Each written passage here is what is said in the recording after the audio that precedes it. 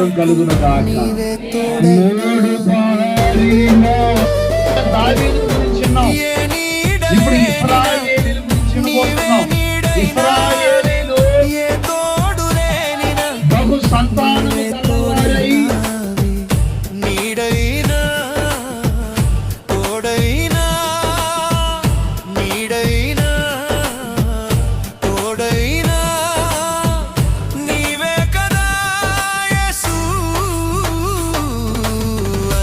కాలంలోనే నన్ను ఎరిగిన యేసయ్యా ఆత్మీయుడా.